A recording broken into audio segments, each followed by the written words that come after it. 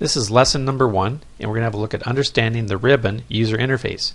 The ribbon is the new menu system that Excel has introduced in 2007, and they've continued it into 2010. So if you have a close look here, it's a fairly logical way of organizing the commands. If you click on the tabs at the top here, you'll see here that it just brings up like elements. So for example, the home, they start off with a clipboard. This is a group of logical objects, and for example, you might have seen this before, the format painter or the copy and the cut and the paste. Those are all logically grouped, so they put them in groups. This one here is format. So when you're dealing with formatting a cell, you can format the font or alignment or numbers. These three groups right here are actually all part of a similar dialog box. For example, if I click the little icon at the bottom right corner of that group, it brings up the format cells.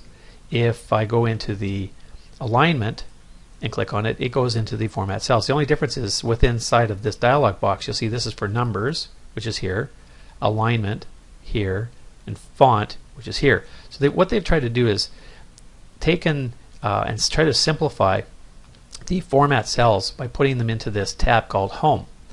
And you can expand and get into further details by using this little dialog, display the dialog box. If you want to use the keyboard, you can do that. For example, if you just roll the mouse over an object, it'll tell you that, for example, bold is Control B and italics is Control I. Same as they were in all the other versions of Excel. So all that's the same. But with the ribbon now, if you don't have a mouse to roll over or know the key, you have to press the function key F10. So when you push F10, you'll see that there's a letter appears under each of the tabs. So for example, H for home. So push the letter H, and then if I want to do bold, I have to press the number 1, which seems like a lot of work.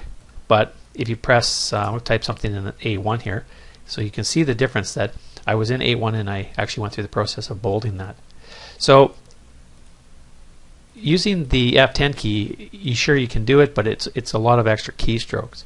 And alright, so that's sort of an overview of the ribbon user interface and how it works.